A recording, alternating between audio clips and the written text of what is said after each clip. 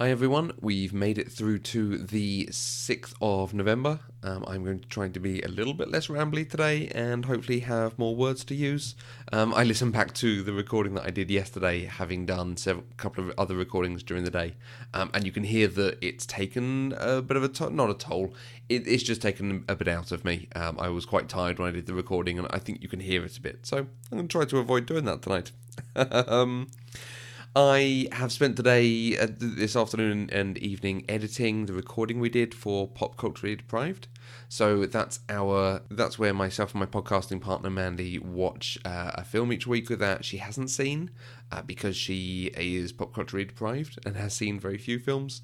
So we watched Star Trek 2, and we were joined by a friend who does a Star Trek podcast to discuss it. Quite a lot of editing to be done on this one because we had the 3 different tracks for the 3 different people talking. We'd also done an early setup for it because we were skipping the first film, so I wanted to give Mandy a bit of understanding of where we were in the Star Trek franchise by this point. And then I had another track for the intro and outro. And then another track for any clips from the movie that I used. So sometimes we might reference a line or a moment or a bit of music or dialogue. And we always try to put that clip in there if we can. I think the shows that do that, I find them so much more engaging than a show where they're quoting lines to each other. And there is a bit of a balance to be found, though. I don't replace every single line because sometimes there's a bit of fun with doing impressions. But it really does, for me, it lands better when you have the clip itself. For the clips, I have a number of the films on DVD or MP4, or an electronic copy of them. So quite often I'll load that straight into Audacity and cut the bits of the track from there. Sometimes I might stream it and record it directly into Audacity. So I actually did a clip from William Shatner's Twilight Zone episode, Nightmare at 20,000 Feet. So I played that in YouTube and recorded the line that I wanted to get. There wasn't actually the line that I wanted to get. There was something close to it. I came very close to using the spoof of it from Jim Carrey's Ace Ventura, but decided against in the end. So the editing process was going through. I don't take out every bit of silence and ah, but particularly I do move some of the tracks up to try and make the discussion go a little bit smoother. You can come across as slightly more stilted when you're talking in discussion with people because you're trying to put across an idea, and you can gauge whether they're understanding you or not. So you're thinking about how to frame it, and you might say an or you might pause to think about your next word. So quite often I'll take them out to make it go a bit more smoothly and to save a bit of time. It ended up being about 10 minutes shorter than the recordings themselves just by taking bits out. And I think I've said in the past I also take out some outtakes. It's all very easy to do in Audacity. You can just take out sections of the tracks. So the timeline that shows the audio going, you can select and hit delete. And you can delete from all tracks at once. So it keeps them lined up, which is excellent. Once that was done, I exported it to an MP3.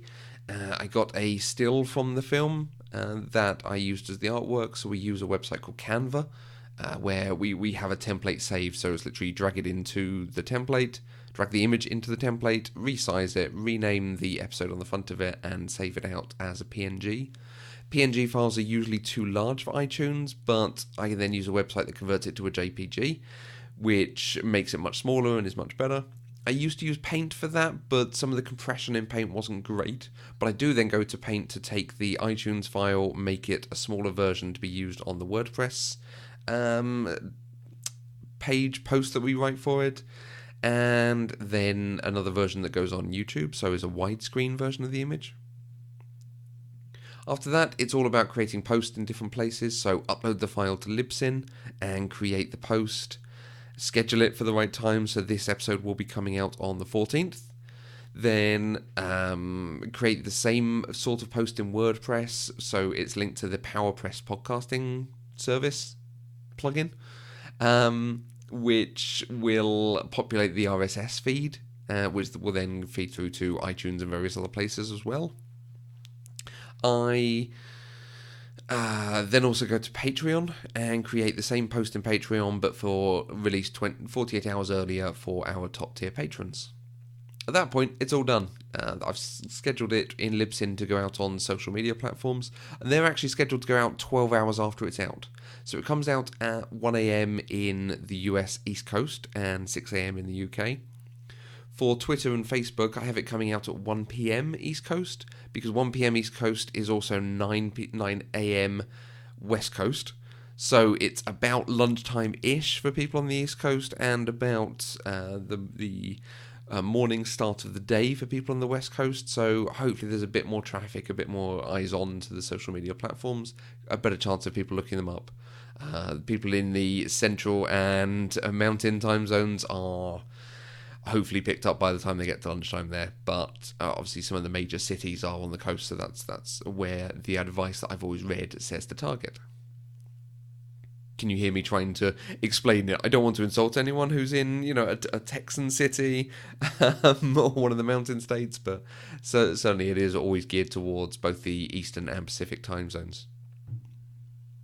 So that comes out in a week. Tomorrow we've got our episode on Oscar coming out, so once that appears I'll be doing a bit of social media, so some retweeting and so on. But that's quite good because I've now finished my necessary jobs for the podcast for this week. It's now down to a bit of research and writing for any upcoming podcast. So we're doing Stand By Me is next weekend's recording.